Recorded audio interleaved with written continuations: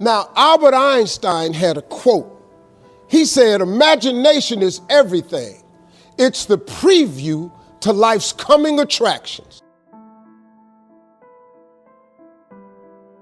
This is important information. The biggest thing that always troubled me was my imagination, because it was so big when I was a kid. You know, I grew up poor, but I was always imagining stuff. You know, my mama, once a month, would buy a travel magazine at the grocery store. My father used to be so pissed off. Bill, why we spending this money? Cause we were poor.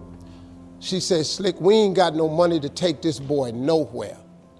But if he can look in these magazines, maybe one day, it'll cause him to want to travel. I've been to so many countries around the world because of that magazine. I just wanted to go see stuff. My mama had enough sense to plant that seed in me. It's like at Christmas time, we used to get in the car and my daddy used to take us to the suburbs so we could see the lights. And you know, we just drove around the lights, and I was amazed at the suburbs because I would see these big houses with horseshoe driveways where you drove in and came out the other side. So I told my daddy one time we was riding, I said, Daddy, why don't we get one of them houses? He said, boy, I ain't got no money for that, but that's what I'm bringing you out here for. She said, one day you'll be able to get one of them houses. Let me explain something to you. Because of that right there, I've probably had in my lifetime now about 11 homes. I got 4 now in different states. Every house I own got a horseshoe driveway on it. When they was living, they told me one time, they was sitting up watching TV. My daddy looked at my mama and said, Bill, he called my mama Bill, he said, can you believe that this little boy we had on TV? She said, Slick, I can't believe this. I used to send my daddy $5,000 a week. You know, when I first got on TV, I was making $55,000 a week, so I sent my mom and them $5,000 a week. When I got into Kings of Comedy, my father was still living. I showed my daddy one time how much money I made. He said, boy, it take me 4 years to make this kind of money.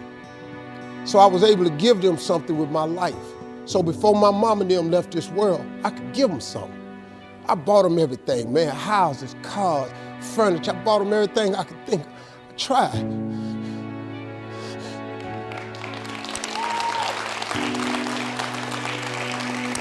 And you know what's crazy, man? I'm 62 years old.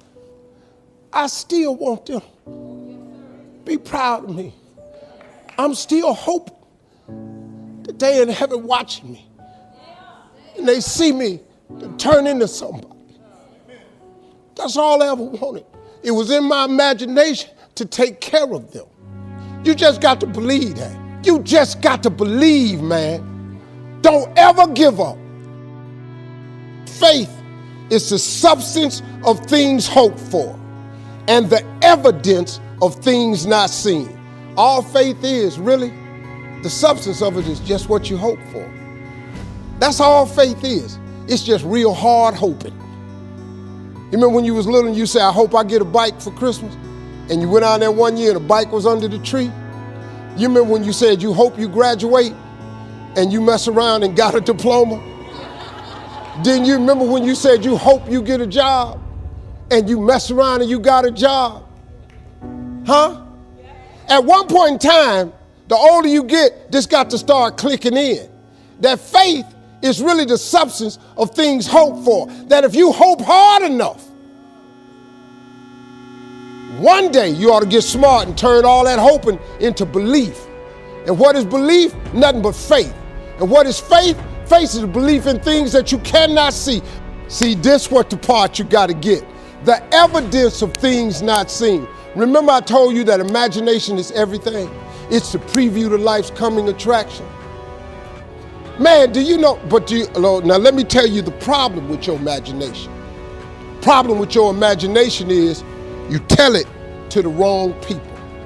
If you want to kill a big dream, tell it to a small-minded person. You went and you shared it with your family and friends.